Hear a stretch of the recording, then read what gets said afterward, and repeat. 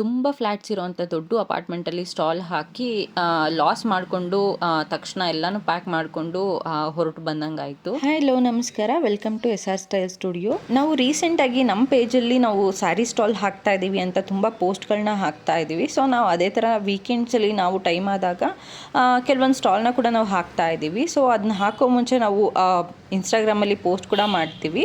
ಹಾಗೆ ಇದು ಒಂದು ಎಕ್ಸ್ಪೀರಿಯೆನ್ಸು. ನಾವೊಂದು ಸ್ಟಾಲ್ ಹಾಕಿದಾಗ ನನ್ನ ಎಕ್ಸ್ಪೀರಿಯೆನ್ಸ್ ಹೇಗಿತ್ತು ಅಂತ ಹೇಳಿಬಿಟ್ಟು ನಾನು ಇದನ್ನ ಶೇರ್ ಮಾಡ್ಕೊತಾ ಇದ್ದೀನಿ. ಸೊ ಫ್ಯೂಚರಲ್ಲಿ ನೀವು ಯಾರಾದರೂ ಸ್ಟಾಲ್ ಹಾಕಬೇಕು ಅಂತ ಅಂದ್ಕೊಂಡಿರೋರಿಗೆ ಅಥವಾ ಪ್ಲ್ಯಾನ್ ಮಾಡ್ತಾ ಇರೋರಿಗೆ ಯೂಸ್ ಆಗುತ್ತೆ ಅಂತ ಹೇಳಿ. ಸೊ ನಾನು ಒಂದು ಒಳ್ಳೆ ಅಪಾರ್ಟ್ಮೆಂಟ್ ಅಂದರೆ ಒಂದು 6,000+ ಇರೋವಂಥ ಫ್ಲ್ಯಾಟ್ಸ್ ಇರೋವಂಥ ಅಪಾರ್ಟ್ಮೆಂಟ್ಗೆ ನಾನು ಸ್ಟಾಲ್ಗೆ ಬುಕ್ ಮಾಡ್ಕೊಂಡಿದ್ದೆ. ಸೊ ಪ್ರೈಸು ತುಂಬಾ ಜಾಸ್ತಿ ಇತ್ತು, ತುಂಬ ಅಂದರೆ ತುಂಬ ಜಾಸ್ತಿ ಇತ್ತು.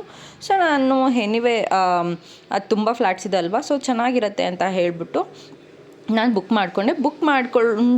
ಬುಕ್ ಮಾಡ್ಕೊಳ್ಳೋ ಮುಂಚೆ ನಾನು ಕೆಲವೊಂದು ಡೀಟೇಲ್ಸ್ನ ಕೂಡ ನಾನು ಅವರಿಗೆ ಕೇಳಿದ್ದೆ. ಸೊ ಲಾಸ್ಟ್ ಇವೆಂಟ್ಗೂ ಈ ಇವೆಂಟ್ಗೂ ಎಷ್ಟು ಗ್ಯಾಪ್ ಇದೆ, ಹಾಗೆ ಎಲ್ಲ ಫೆಸಿಲಿಟೀಸ್ನ ಕೊಡ್ತಾರೆ, ಕಮ್ಯುನಿಟಿ ಗೈಡ್ಲೈನ್ಸ್ ಎಲ್ಲ ಏನಿರುತ್ತೆ, ಹಾಗೆ ಟೈಮಿಂಗ್ಸ್ ಎಲ್ಲ ಏನಿರುತ್ತೆ. ಸೊ ಇದೆಲ್ಲ ಡೀಟೇಲ್ಸ್ನ ಕೂಡ ನಾನು ಅವ್ರ ಹತ್ರ ಕಲೆಕ್ಟ್ ಮಾಡಿಕೊಂಡು ಆನಂತರನೇ ನಾನು ಪೇಮೆಂಟ್ ಮಾಡಿದ್ದೆ. ಆದರೆ ಇದೊಂದು ವರ್ಸ್ಟ್ ಎಕ್ಸ್ಪೀರಿಯನ್ಸ್ ಅಂತ ಹೇಳ್ಬೋದು.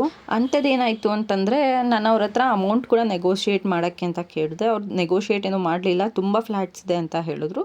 ಸೊ ಫೈನ್, ನೋಡೋಣ ಅಂತ ಹೇಳ್ಬಿಟ್ಟು ನಾನು ಕೂಡ ಪೇಮೆಂಟ್ ಮಾಡಿದೆ. ಅದು ಕೂಡ ಹಾಫ್ ಮತ್ತು ಫುಲ್ ಸ್ಟಾಲ್ ಎರಡೂ ಇರುತ್ತೆ. ನಾನು ಹಾಫ್ ಸ್ಟಾಲ್ ತೊಗೊಂಡ್ರೆ ಕಂಪ್ಲೀಟ್ ಪೇಮೆಂಟ್ ಮಾಡಬೇಕು ಅಂತ ಹೇಳಿದ್ರು. ಸೊ ಹಾಗಾಗಿ ನಾನು ಕಂಪ್ಲೀಟ್ ಪೇಮೆಂಟ್ನ ಮಾಡಿಬಿಟ್ಟು ಹಾಗೆ ಇವೆಂಟ್ ದಿನ ಹೋಗ್ಬಿಟ್ಟು ಸೀರೆ ಎಲ್ಲನೂ ಅರೇಂಜ್ ಮಾಡಿಕೊಂಡು ಕುತ್ಕೊಂಡೆ. ಅವ್ರು ಕೊಟ್ಟಿದ್ದ ಸ್ಟಾಲು ಅಷ್ಟಕ್ಕಷ್ಟೇ ಇತ್ತು. ಹಾಗೆ ಒಂದು 15+ ಸ್ಟಾಲ್ಸ್ ಇತ್ತು. ಸಂಜೆ 7 ಗಂಟೆ ಆದರೂ ಒಬ್ಬರು ಕಸ್ಟಮರ್ಸ್ ಇಲ್ಲ. ಅಲ್ಲಿ ಯಾವ ಸ್ಟಾಲ್ಗೂ ಒಬ್ಬೊಬ್ರು ಕಸ್ಟಮರ್ಸ್ ಇಲ್ಲ. ನಮಗೆ ಅದು ನೋಡಿ ಶಾಕ್ ಆಗಿ ಇವೆಂಟ್ ಆರ್ಗನೈಸರ್ಗೆ ಕಾಲ್ ಮಾಡಿ ಕೇಳಿದ್ರೆ ಏನು ಈ ಥರ ಅಂತ ಕೇಳಿದ್ರೆ ಅವ್ರು ಮಾಡಿದ ರಿಪ್ಲೈಗೆ ಸಿಕ್ಕಾಪಟ್ಟೆ ಬೇಜಾರಾಗೋಯಿತು.